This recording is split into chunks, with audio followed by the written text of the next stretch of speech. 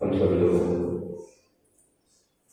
मर्यादा पुरुषोत्तम आदर्श पुरुष राम के बारे में कुछ चिंतन कर रहे थे।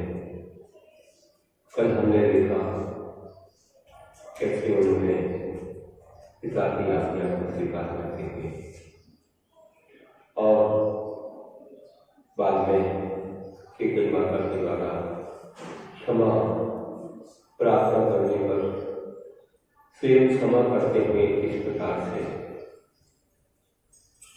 बहुत ही वात्सल्य के साथ मिले और अंतरंग से क्षमा किया। कुछ भी मन में विगत नहीं था, केवल पिता की आज्ञा मुक्त हो गई थी। उन्होंने कुछ भी किंचित मात्र भी मन में रोष या किसी प्रकार की बदलने की भावना नहीं लाई। हृदय से क्षमा किया। इसको बोलते हैं क्षमा वीरस्य भूषण, क्षमा वीरों का भूषण है। हर व्यक्ति नहीं कर पाता, बदलने की भावना मन में रहता है, इसका जवाब पत्थर से देना चाहता है, लेकिन उनसे बदलना चाहिए। सब लोग हंसी खुशी गए और अपने अपने कार्य में अनुरक्त हो गए और राम, सीता और लक्ष्मण साथ में कैसे उन्होंने जंगल में दंडकारण्य में अपनी कुटिया में मुनिराजों का 9 भक्ति होगा वह आहार दान कर पाया। आहार दान देकर के बहुत अच्छा उन्होंने अपना कर्तव्य जंगल में ही मंगल किया। पंचाक्षरी हुई, गुप्ती से गुप्ती मंगा के आहार कुटिया पवित्र हुए। कितने प्राणियों ने देखा आहार, कोई प्राणी तो ऐसे अनुभूत वगैरह देकर के बंद हो गए। चारण रत्नी मुद्रा अपनी चारण रत्नी से वे आकाश मार्ग से आए, उपदेश के दिया। जटायु पक्षी ने भी कंधों पर लौट करके अपने पंखों को स्वर्ग में बना लिया। जीवन भी रहा था, बहुत अच्छा लग रहा था, कोई कमी नहीं थी। क्या कहते हैं वे कभी लोग कि जब वहां पर अच्छा उद्यान बनाया था तो उद्यान में कई प्रकार के पक्षी पशु सब थे और वे महापुरुष थे। महापुरुष होने के नाते देवता भी उनकी सेवा करते थे। कई प्रकार के शस्त्र उनके यहाँ उत्पन्न होते रहते थे। और एक बार एक खड्गराज उनको सिद्ध हुआ। एक विशेष उनके पास में ऐसे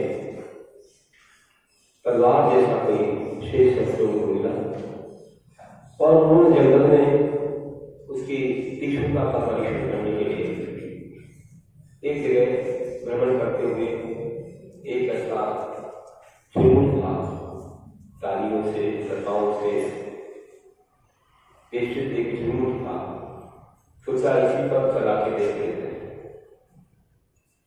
और उन्होंने उस शस्त्र का जो प्रयोग किया उस झुरमुट के ऊपर लक्ष्मण ने उस शस्त्र को चलाया।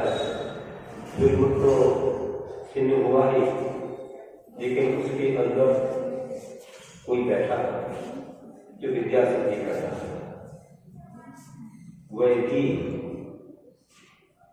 उस झुरमुट के साथ जीवन लीला को समाप्त कर देता है। कारण कि तीक्ष्ण अस्त्र जब वहां चलेगा तो अंदर बैठा उसका भी हनन हो गया। और क्यों ये देखा कि यही क्या हो गया, बहुत पश्चाताप हुआ। बहुत उन्होंने बड़े ऐसे आरोप से निंदा रखा थी जो भी राष्ट्र की भावना थी, कभी गुरु मिलेंगे तो क्लास में कहना ही है। और इसी बीच देखा थोड़े दूर जाने के बाद एक महिला आ रही है और वह भोजन की सामग्री लेकर के आ रही। समझ गए बात को, ये महिला लगता है जो विद्या सिद्धि कर रहे थे उनके लिए ही कुछ भोजन पान लेके आए। और उस महिला ने जब देखा कि ये क्या हो गया, उसे संदेह हो गया कि ये जो कोई है जंगल में, इन्होंने ही हमारे पुत्र का हनन किया है। लेकिन फिर भी उनके व्यवहार से, उनके बोलचाल से, उनकी आदत से, उनकी निगाहों से ऐसा भी लग रहा था कि ये शायद ना हो। बहुत अच्छे भाव से और वे अपनी क्रिया कर रहे थे। उनके पास जो महिला गई तो देखा कि बहुत महान लोग हैं, फिर भी वह उनके रूप को देखकर के इतनी प्रभावित हो गई कि वो अपने पुत्र की वियोग हो गई और उनको प्रभावित करने लगी, उनको अपने वश में करने लगी। लेकिन जब वे वश में नहीं हुई, उन्होंने कहा सीखा से किसी को इसे समझाओ, स्त्री पर्याय प्राप्त होती है, इसका करना नहीं। कितने बार मिली होगी स्त्री पर्याय, कितने अवसर में नहीं मिल पाते भगवान को छूने के, उनको छूने के, अभिषेक पूजा करने के, और कितने दिनों तक धर्म से वंचित रहना पड़ता है भगवान के दर्शन से, निर्वाणी सुनने आदि से, उनको देखने आदि से, और कितने और भी कई कारण होते हैं। मोक्ष जाने का लाभ नहीं है और भी कई गलत लाभ है आदि बने, ऐसे दोष कारण होते हैं।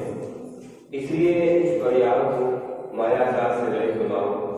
अपने पति को छोड़ करके किसी से भी बुरे भाव मत रखो, किसी से भी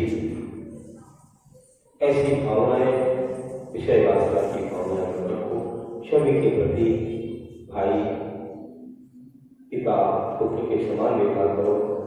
ऐसा उसे समझाने के प्रयत्न किया और सीता ने जाकर के उस महिला को बहुत समझाया। अगर पुराण पढ़ोगे तो 2-3 पेज में आपको मिलेगा किस प्रकार से इसकी पर्याय के बारे में करते हुए उसे समझाया।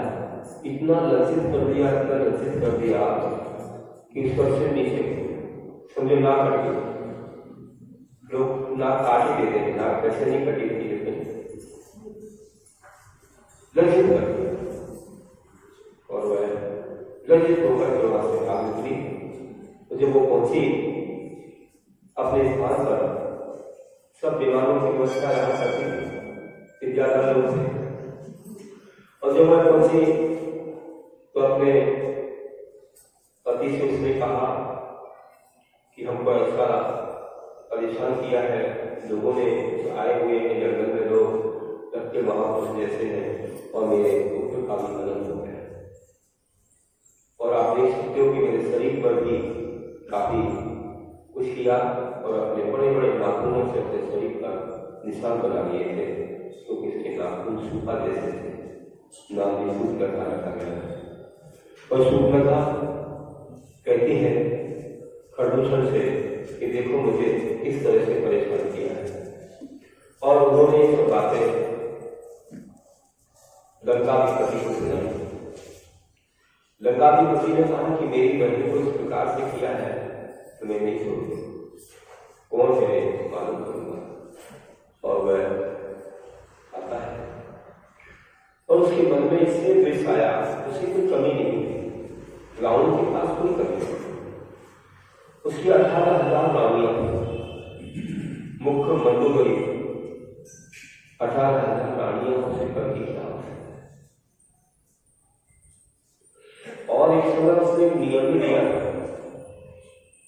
कभी किसी केवली के पास जब उनको केवल ज्ञान हुआ तो मंदोदरी के कहने से एक नियम या प्रेरणा दी गई।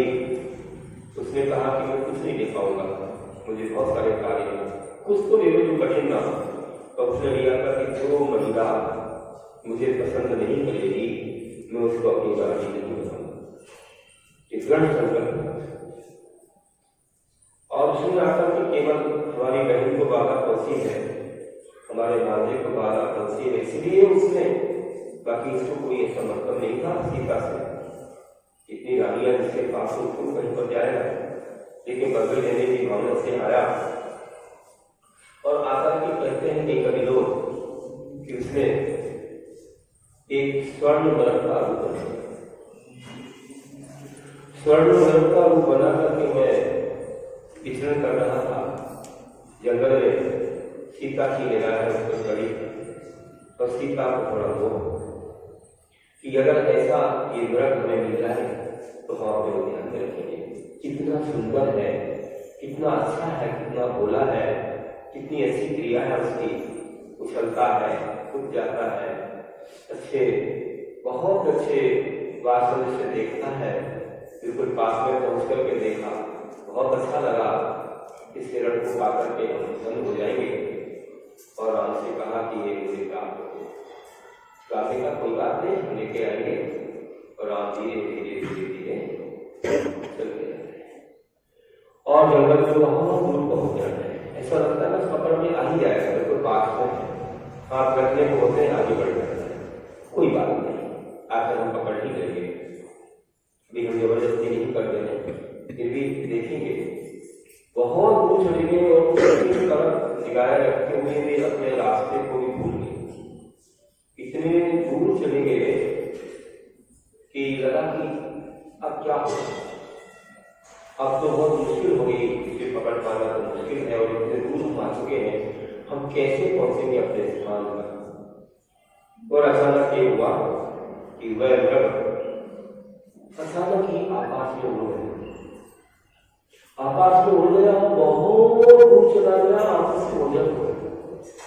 तब उन्हें लगा अरे ये क्या है, ये मृग नहीं है, ये तो कोई शरीर है, ये तो कोई बनावटी व्यक्ति है जिसने मुझे यहाँ पर ला दिया और यहाँ से चला गया। मृग को कभी आकाश में नहीं आया। अब इन्हें संदेह हो गया कि ऐसा ना हो कि मेरे परिवार में कोई आपत्ति आ जाए। वहां से चलते हैं, बहुत जल्दी जल्दी चलते हैं, लेकिन रास्ता नहीं मिल पा रहा है। ऐसी भूल भुलैया थी, भटकते रहते। और यहाँ पर जब लक्ष्मण ने विचार किया कि इतनी देर हो गई, अभी तक आए नहीं भैया, कहाँ गया ब्रज, और इसको चिंता हो गई, कैसे कब आएंगे, क्या हो गया। और पूछा अगर भाभी से, उन्हें कहा ऐसा तो बड़े रहस्य की बात है, कुछ गड़बड़ हो गई। ये समझ गए कि ऐसा ना हो कि यहाँ कोई आपत्ति आ जाए, और मुझे भी देखना आवश्यक है कहाँ पहुंच गए, किसने क्या कर दिया। मैं जा रहा हूँ, लेकिन ध्यान रखना इस कुटिया से बाहर नहीं आना। मैं देखा किससे जा रहा हूँ, जो भी इसके अंदर आया और कष्ट हो जाए, और तुम बाहर हो, एक ही बात। ठीक है, बिल्कुल ठीक। अब किसके आने पर नहीं जाना, कम नहीं जाना, क्या कुछ ज्यादा नहीं रहा, उन्होंने चिंतन नहीं किया, नहीं पूछा, रेखा भी खींच दी और अपने बाण से रेखा खींच करके चल दिए। और उसी दिशा में जाते हैं, बहुत दूर जाते हैं, लेकिन कहीं नहीं पाते हैं अपने अग्रज को। कहाँ गए होंगे, क्या हुआ होगा। और यहाँ पर थोड़ी देर बाद एक व्यक्ति आ गया, और वह कैसा भगवा वस्त्रों में, राम राम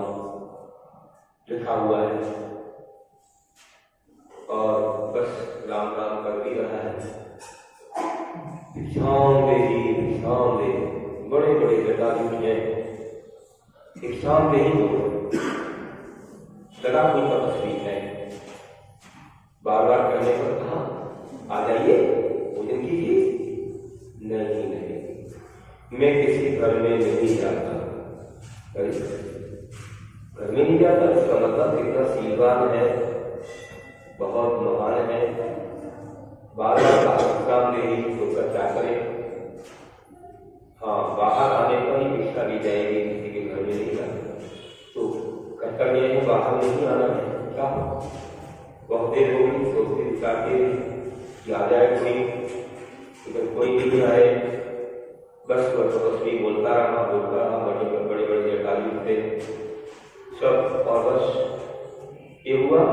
उसने एक बार परीक्षा की, एक पैर अंदर रखने का प्रयास किया, लेकिन तुम आग जल पीछे कर दिया। अरे यहाँ तो बहुत बड़ी विशेषता है, अंदर नहीं जा सकते हैं और कहता अच्छा में विचार आया कि इतनी देर हो गई है, कम से कम भोजन तो दे दो, क्या करता है इतना सीलवान है, अंदर भी नहीं आ रहा है, तो हमें लगता है कि इसको सील की बहुत चिंता है। अग्नि में जब वो भलो पकड़ो ना, पर्वत से गिरो भलो बोलो सील को राग।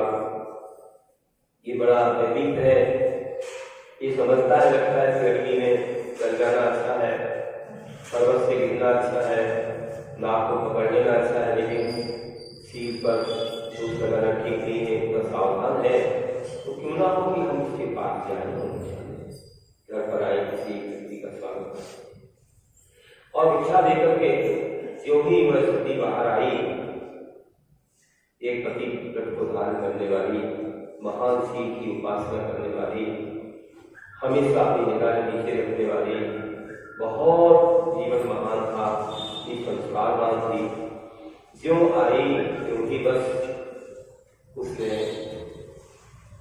अपना सिर प्रकट करके राजा को प्रकट करके उसे अर्थ कर दिया, अपने दिमाग में बैठाया। वो कहती रह गई, कौन है तू, कहाँ ले जा रहा है, ध्यान नहीं है मैं सती हूँ, मेरे से कुछ भी किया गलत व्यवहार से तू नष्ट हो जाएगा। बहुत कहा उसे मेरे प्राण भी चले जाए, लेकिन मैं किसी और की होने वाली नहीं हूँ। बहुत कहा, नहीं सुना, ले जा रहा था, इतने में जटायु पक्षी की नजर पड़ गई और वह जाकर के सीता को बचाने के लिए प्रयास करे, बार बार चौथ मार रहा था रावण को, ये छोड़ दे, आखिर उसने तलवार निकाली, तो दुराचारी ने पक्षी का थोड़ी दूर जाकर के गिर गया और तीव्र गति से विमान से सीता को ले गया लंका की ओर। अब क्या होता है, वह पक्षी नीचे अंतिम श्वास ले रहा था कि राम भटकते भटकते भटकते भटकते कुटिया तक नहीं पहुंचे, केवल उस पक्षी तक पहुंचे। और पक्षी को जब देखा, अरे ये तो स्वर्ण पक्षी है, ये तो हमारे उद्यान का पक्षी है, इसे क्या हो गया? अरे लगता है किसी दुराचारी ने इसे भी नहीं छोड़ा। और देखा कि ये क्या हो गया, और उसे और जो है नमोकार सुनाया, संदेशा कराने के लिए उसके लिए सुनाया, सब भूल गए और चीजों को पहले इसके कल्याण की बात सुनी। अंतिम श्वासें चल रही थी, नमोकार सुनाया, नमो निरंकारं नमो सिद्धारं नमो आदित्यायं नमो अध्यायां नमो लोकेशमुसां। ऐसे सुनाते चले गए और पक्षी ने अपनी अंतिम श्वास से पूरी की और वह चला गया। कोई आत्मा जाकर के स्वर्ग में देवता बन गई। महापुरुषों से नमस्कार सुना है, उनका दर्शन किया था, गंगोगत में रोलपुर हुआ था और उनसे बहुत सारी अशुद्ध वस्तुएं छोड़ दी थी, जब उसने ले लिए थे, जाकर के स्वर्ग में हो गए। अच्छा देव हुआ, विधिधारी देव हुआ और तो अपने रघुनाथ से जानता है, अवसर आने पर उसकी सेवा भाव है। और ये देखते हैं अपनी कुटिया को, जब खाली कुटिया है बहुत बेहद होते हैं और एक एक जंगल में पत्ते और कंकड़ से पूछने लग जाते हैं कि पागल से हो गए और खोदते खोदते खोदते और लक्ष्मण उनको खोज रहे हैं, सीता को खोज रहे हैं और इस जंगल में भटकते भटकते एक बार एक और महापुरुष वहां पर आ गए और राम लक्ष्मण को मिले ही उन्होंने तो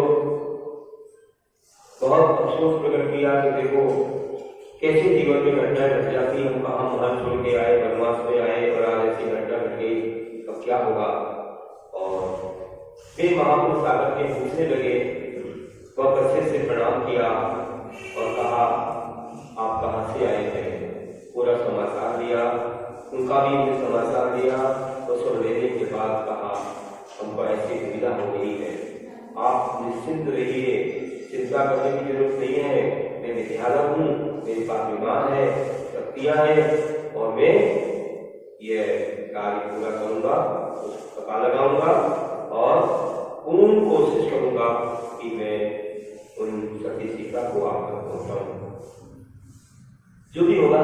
और वे आश्वासन देकर के वहां से निकल जाते हैं और जाते हैं उसी दिशा में, पूछते हुए लोगों से कि भाई विमान किस तरफ गया है, जगह जगह मालूम करते हुए अपने विमान के द्वारा आगे बढ़ते हैं और कुछ ही काल में वे उस लंका में पहुंच जाते हैं। और खोज कर दी उन्होंने, वे तो राजपुत्र थे, बहुत सुंदर थे, कामदेव थे, लेकिन लंका में जाने के लिए हम ऐसे नहीं जा पाएंगे, उसके पास सेना है, सब कुछ है।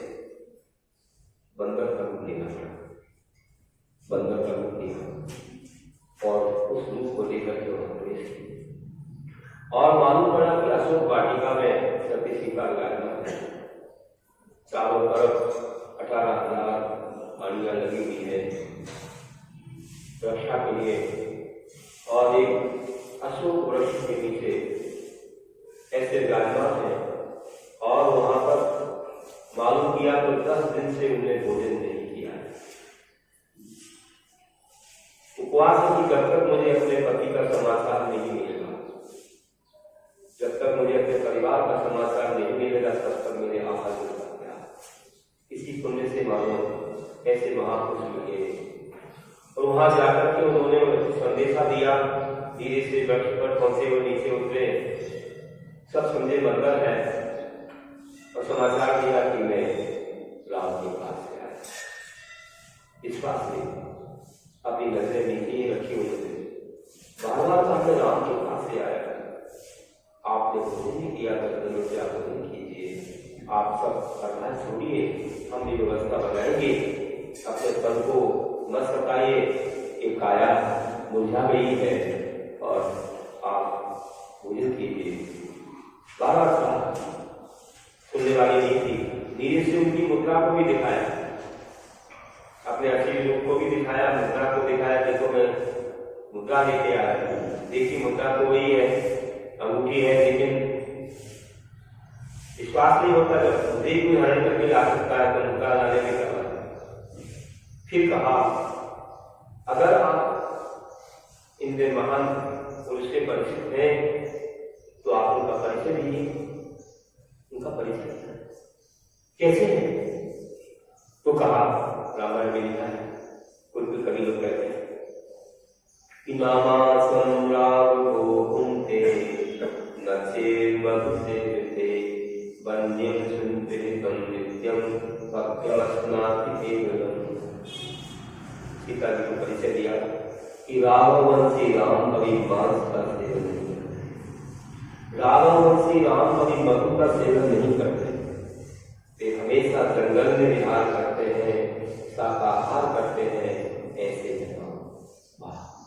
जरा वास्तव में ध्यान दिया है, तब सुना दिया, मेरा बीच में परिचय हुआ है उनसे और कैसे विहल हो रहे थे, मैं आश्वासन देके आया हूँ कि मैं काम पूरा करूंगा, आप चिंता मत कीजिए, ऐसे तो मैं अभी भी उठा कर ले जा सकता हूँ, लेकिन इसको सबक देगा, इसको मुझे सबक देना है, इसलिए मैं ऐसे नहीं, इसके लिए कहने लगा, समझाऊंगा, सीख दूंगा, इसके बाद काम होगा।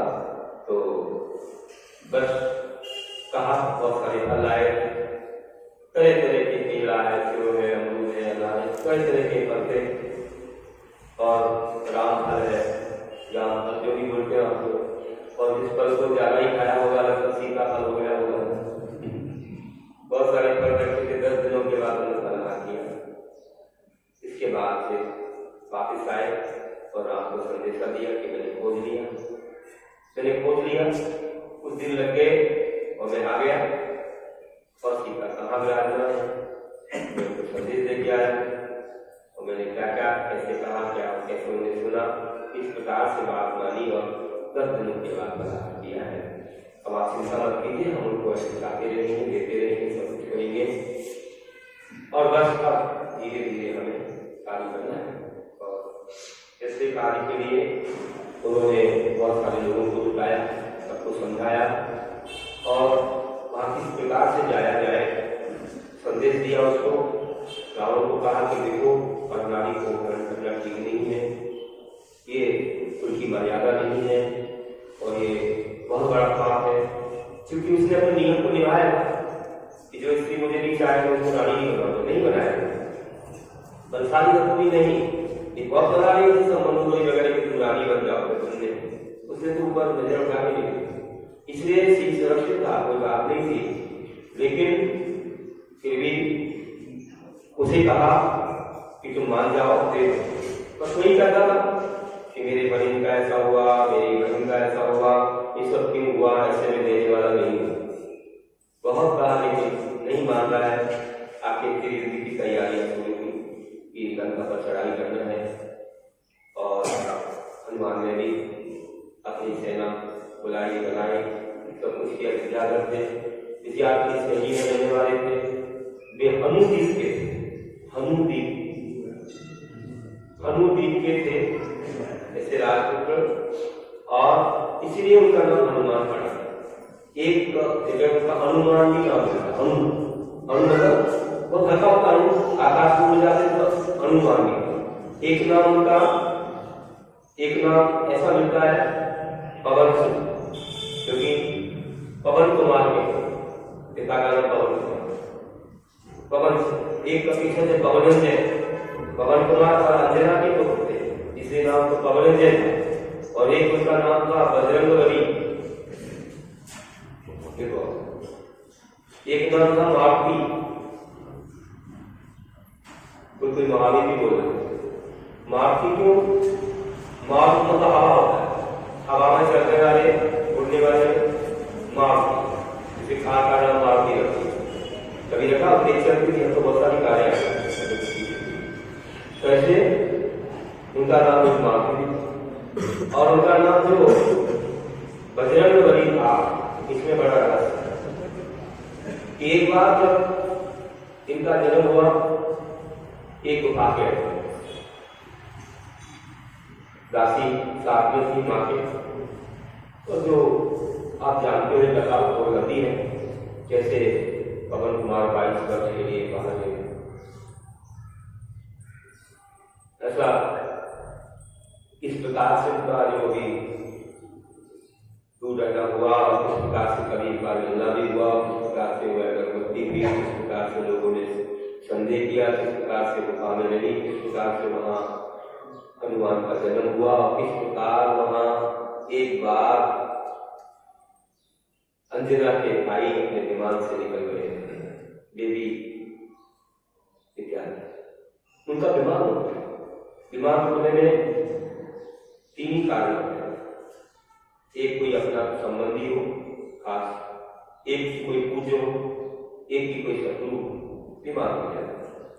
बीमार हो गया, तुरंत आगे नीचे देखा, अरे मेरी बहन यहाँ कैसे, सारी कथा जारी सुनी, अब पहले कोई समाचार देने के साधन नहीं थे, तो अपने कर्मों को सहते रहते थे, और देखा ऐसे कैसे, सब बता दिया कि कोई बात नहीं, चलो मेरे साथ अब अपने महल में ले सकते हैं।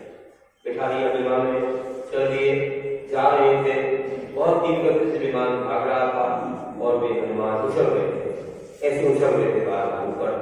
बहुत सच्ची बात। एक बार बहुत ज्यादा उछले वो विमान आगे बढ़ गया, नीचे गिरे, एकदम चिल्लाई माँ, अरे बचाओ बचाओ बचाओ, गया गया गया गया। तुरंत विमान को लौटाया, नीचे की ओर ले गए। सोचा कि जीवन गया होगा, लेकिन नीचे जाने के बाद देखा जिस चट्टान पर लेके वो चट्टान चूर चूर हो गई और बालक हंस रहा है। कभी उन्होंने कहा इसका नाम बजरंग है। वज्र के समान आकर क्योंकि गौतम मोचना में बड़े सुंदर सनंद खाई, तो ऐसे बजरंग बली भी नाम रखा। ऐसे कई नाम उसके पड़े। कुछ बातें मेरे कई रहस्य की बातें नहीं है। और उन्होंने अपनी सेना बनाई और कुछ लोगों को अपने ओर आकर्षित किया। सब लोग नल नील वगैरह और भी कई, यहाँ तक के बहुत दिन जब सुना रावण के भाई ने कि मेरा भाई दुराचार का काम कर रहा है, अन्याय नीति कर रहा है और ऐसे महापुरुषों को सता रहा है, तो उसकी भावना ये होगी कि मैं भाई का साथ नहीं दूंगा, अन्याय का साथ नहीं दूंगा मैं। और वह भी अपने भाई से विपरीत हो गया और वह हनुमान राम के पास जाकर के उनके साथ में इस काम के लिए वह सहयोगी बन गया। सीता का वास्तव में, सीता को वास्तव में हमें सौंपना है राम के लिए। और चलिए अब धीरे धीरे जब गंगा की ओर जाते हैं, चल वैसे कैसे जाएंगे और इतनी बड़ी सेना को लेकर जाना कैसे जाएंगे? विमानों से ले जा सकते, लेकिन नहीं, भूमि को श्री राम राम है तो भूमि से ही ले जाए। फिर वहां पर पुल बनाने का क्रम चला। पुल बन रहा था, लड़की वगैरह सब सहायता दे रहे थे और चाहे सुप्रीम हो पुल बना रहे थे। में आता है ऐसा अंदर बखाली में कहते हैं कि पत्थर रखते हैं, एक पत्थर पर गाय पर मां लिखते थे और रखते थे तो वह जुड़ जाता था। तो क्या कहते हैं उनकी भक्ति बस आज तो शायद नहीं कर पाओगे और उसमें भी बात जाती है और ये करते जा रहे हैं। राम सोचते हैं कि सब लोग कार्य कर रहे हैं, तो कुछ भी नहीं कर रहा, मुझे कुछ करना चाहिए, क्यों निकलना बैठा। उन्होंने भी पत्थर रखा, उस पर रावण माता लेना नहीं, वो डूब गए। तो लोगों ने कहावत संस्कार कर दी कि जो भगवान के हाथ से छूटता है वो संसार समुद्र में डूब जाए। मतलब जिस पर भगवान का नाम नहीं, जिस जिब्बा पर हम ऐसा समझ सकते हैं कि जिस जिब्बा पर परमेश्वर का नाम नहीं, वो श्रद्धावान नहीं, संसार में डूबेगा तो गति पाएगा। तो कहने का था कि हमेशा अपने जीवन को भगवान के नाम से सम्मिलित करो, हमेशा उनका नाम दो। एक बात और रहस्य की है कि जिस मुख से हम भगवान का नाम लेते हैं वो मुख इतना पवित्र होना चाहिए जिससे भगवान को भी प्रसन्न हो। भगवान का अधम सिद्धि होना ऐसा नहीं, भगवान का ज्ञान भगवान मुनियों को भगवान होते। अरे मुनियों को कुछ करना हो तो अपने मुख को हम शुद्ध रखेंगे तो उनका नाम शोभा देगा, उसका बड़ा किसे होगा। जो आवश्यक वस्तु खाएगा, आमिष वगैरह खाएगा, उससे भगवान कैसे खुश हो जाएगा? कोई गुरु खुश नहीं। इसलिए ध्यान रखना है कि अपने जीवन को हम मंगलमय बनाए, अपने मुख को भी शुद्ध रखें, जीवन को परिमल रखें। और जा रहे थे इसी के बीच एक और बात कि छोटे छोटे प्राणी भी सोचते थे कि मुझे भी इसमें सहायक करना है।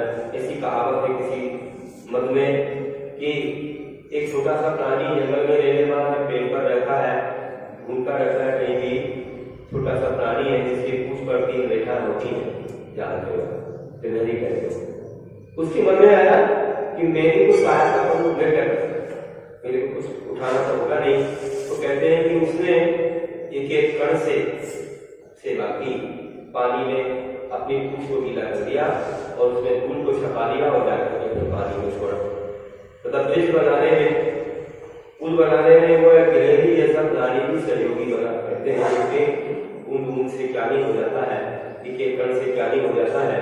ये भावना तो बहुत बड़ी चीज है, भावना से उसने भी सहायता दी है। और एक दिन करते करते वो पुल बना। आज उन्हें बताते हैं।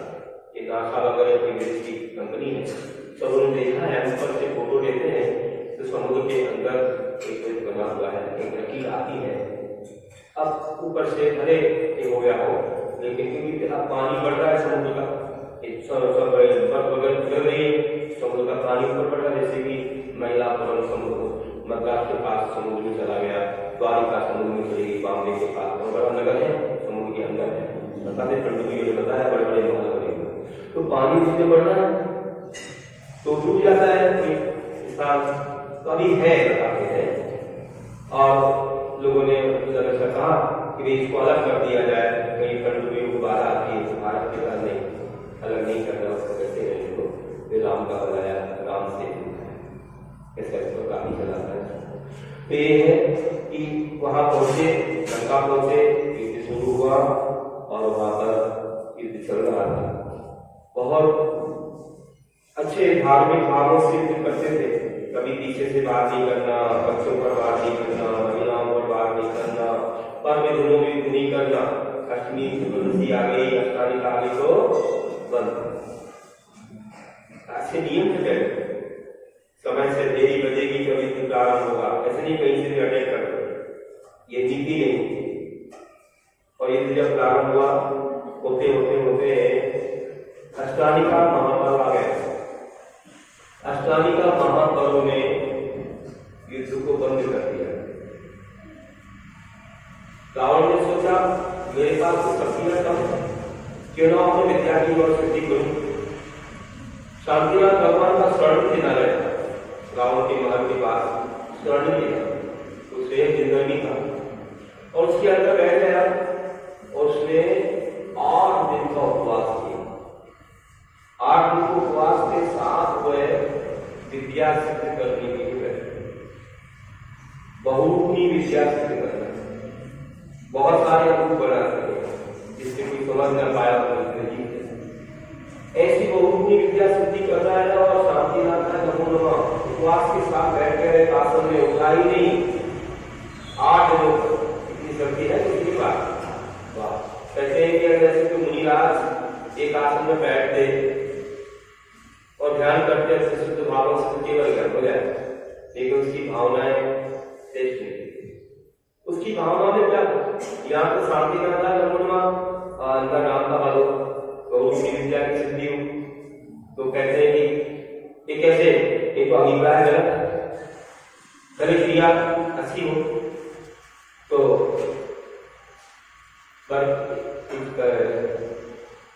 कह सकते हैं कोई भी action is correct but intention is wrong वाली बात है। अभिप्राय जब गलत है तो बात की क्रिया क्या करते हैं, इसलिए कुछ नहीं, ठीक है कुछ नहीं का केवल ज्ञान तो नहीं, वो तो मुनियों को होता है, और ये तो व्यवहार का मंत्र है, ठीक है। लेकिन और भी महान चीजें प्राप्त हो जाए अगर कोई सम्यक दर्शन के साथ ऐसा काम करे, अपने आप बिना मांगे मिलती है चीजें।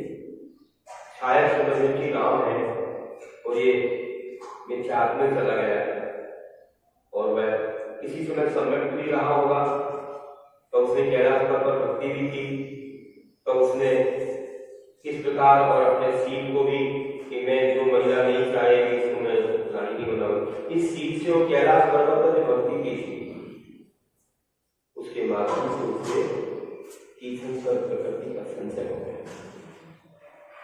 कि राज्य में जब वादी राजा सम्यक दृष्टि थे, किसी को नमन नहीं करते थे, मालूम पड़ा नमन नहीं करते, उनको बुलाया तो नमन किया, देखो किया है नमन नहीं, अंगूठी में जो भगवान उनको किया है, अरे ऐसा है क्या, गुस्सा आया तो वहां से निकल गया, यार रात ही छोड़ दिया, कैसे राजा मुझे नहीं रहना है कि ऐसे दुराचारी को नमन करना पड़े या मुझे अपने सम्यक दर्शन में दोष लगाना पड़े, सीधे मुनि बन गए, तो मुनि बन करके ध्यान करने लगे, और कैलाश पर्वत पर बैठे थे जहाँ पर चक्रवर्ती ने किनारे लगाए थे स्वर्णिम। एक बार रावण का विमान रुक गया, सोचा कौन है, पूछे हैं हमारे भगवान कि कौन मुनिराज विराजमान कौन, उसके मन में क्या आया, देखो मेरे बैरी यहाँ बैठे, जिनने मुझे नमन नहीं किया मुनि बन के बैठे, अब देखता हूँ अपने पत्नी के साथ नीचे गया, पर्वत के नीचे एकदम पर्वत को उठा लिया, तो शक्ति होती है, ये पति नारायण हो गए, हिलाने लगा। महाराज को लगा कि ये हिलाने का क्या, उसकी चिंता से उन्होंने, उनकी बात इतनी थी तो थोड़ा पैर का मुद्रा लगाया नीचे। जब चट्टान नीचे को जाने लगी तो क्यों रोका, इतना रोया बहुत जोर से चिल्लाया। तो पत्नी ऊपर आई और कहने लगी, महाराज बचाओ बचाओ बचाओ, रक्षा कीजिए, मेरे पति बहुत रो रहे हैं, और क्षमा कीजिए क्षमा कीजिए। तभी उसका नाम रावण पड़ा, पहले रावण नहीं था। संस्कृत में कहते रावती थी रावण, तो रोता है रावण है, रोने वालों को रावण होता है, इस संस्कृत की दिक्कत है। बचपन का नाम क्या था? दशाना, 10 आनंद मस्त, सिर्फ 10 कैसे होंगे? कोई भी मानव इसकी मां से 10 मुख वाला नहीं जन्म सकता, कोई नहीं सकता, ना हुआ है। क्यों रखा था नाम? इसलिए रखा था, कई लोग तो नाम को देखकर ऐसे ही सही बना लेते हैं, नाम क्या होता, लेकिन नहीं, ये इसमें बड़ा राज था। जब वो है दशानंद और रावण ने सब बाद में नाम पड़े, छोटी अवस्था में मां की गोद में लेटता था, तो मां के गले में जो हार था उसमें 10 ऐसे विशेष मणि लगे हुए थे जिसमें उसके मुख दिखते थे, 10 मुख। तो माने कहा इसका नाम दशानंद, 10 मुख दिख रहे मेरे मणियों में, दशानंद। तब दशानंद नाम पड़ा, और जब रोया तो रावण नाम पड़ा। फिर महाराज ने क्षमा कर दिया, आया, नमस्कार किया, क्षमा मांगी, और फिर जिनालयों की भक्ति की, ऐसी की कि बिना का काट टूट गया तो नस निकालने को तैयार हो गए। कई कभी करते कि नस लगा दी, तो कुछ कराएगा। तो कहने लगा कि उस समय उसे इतनी विशेष भक्ति से, भक्ति भावना से तीर्थंकर प्रकृति का संचय। अब पता पूरी हो पाएगी, यहीं तक रखेंगे। और जब वहां पर युद्ध रुक गया और वहां विद्या की सिद्धि चल रही है, उस समय राम के भक्तों ने जाकर के, और विशेष करके सब विद्याधर होते हैं, छोटी वगैरह, बहुत उत्सव किया लंका में जाकर। क्यों? जिससे उसको विद्या की सिद्धि ना हो जाए, डिस्टर्ब हो जाए। थोड़ा सा महल पर किया, कई लोगों को सताया, सब लोग भाग करके गए। पत्नी जाके बोली, आप क्या कर रहे हो, नहीं रहे हो, कितना उत्सव हो रहा है, कितनी बाधा हो रही, कितनी आवाज हो रही है, हमारी रक्षा कीजिए। वो तो बस शांति ना कर, सुनाई नहीं किसी का। 8 दिनों तक ऐसा नींदा अपने घर परिवार को पूरा भूल गया। आखिर विद्या शक्ति करके उठा और उसे बहुमुखी विद्या की सिद्धि होगी। आप तुम क्या सोचते हैं? तो बहुत बड़ी उपलब्धि हो गई है। अब राम का क्या होगा? लेकिन राम सहायक सम्यक दृष्टि, सम्यक दृष्टि का पुण्य बहुत बड़ा होगा। और इस विद्या दृष्टि का क्या होगा? वो अपनी विद्या क्या कर पाएंगे? लेकिन बता रहा हूं कि वास्तव में लोग अपनी भावना से काम किया करते हैं। राम को कोई डर नहीं था, उनके अंदर धर्म था, धर्म रक्षति रक्षता, जिससे धर्म की रक्षा की है। हमने किसी वस्तु को नहीं चुराया, किसी का हरण हमने नहीं किया है, हमने किसी पर कब्जा जमाने का भाव नहीं किया है, न लंका पाने का भाव किया है। हम केवल अपनी सीता को पाने जा रहे हैं, हमें लंका से कोई मतलब नहीं है, उसका राज उसके पास है। मुझे तो अपने घर के सदस्य की रक्षा करनी है, उसके सील की रक्षा करनी है, और मेरा कोई भाव नहीं है अन्याय नीति का। इसलिए के भाव पवित्र थे। ऐसे न्यायवानों के लिए ही एक दिन वास्तव में न्याय मिलता है। देर है लेकिन अंधेर नहीं है। महात्मा गांधी कहते थे कि मेरे विकास में 1 वर्ष में 10 वर्ष लग जाए, लेकिन मेरे साधन पवित्र होंगे। किसी का सपना लग रहे हैं, अंग्रेजों को हम खदेड़ के भगाएंगे, लेकिन हम विवेक से काम करेंगे, शांति से काम करेंगे। वास्तव में उन्होंने इस देश को आजादी दिलाई। तो कहने का कि देर है लेकिन अंधेर नहीं है, हमको धीरे धीरे काम करना चाहिए और एक दिन सत्य की विजय होती है। सत्य में जायते, आप सब लोग नोटों पर देखते हो, तुम्हारे जेब में रहता है, सत्य में जाए। सत्य की हमेशा विजय होती है। दिन लगेंगे, देर है लेकिन अंधेर नहीं है। बस हमको जल्दी नहीं करना है और अपने अच्छे पुरुषार्थ में जुटे रहना है, आगे बढ़ना है। कहते हैं सच्चाई छुप नहीं सकती झूठे असूलों से, और खुशबू आ नहीं सकती कागज के फूलों से। हे महादेव।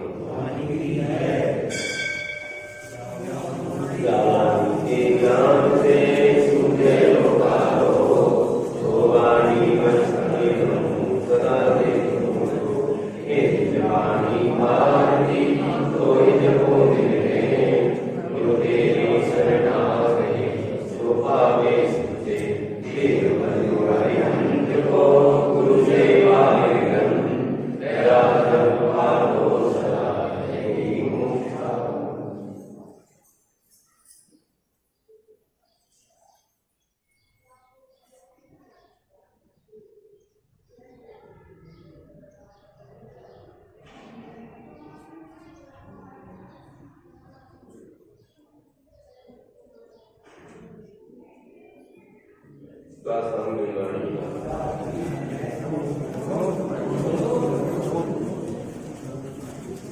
अच्छा लगा।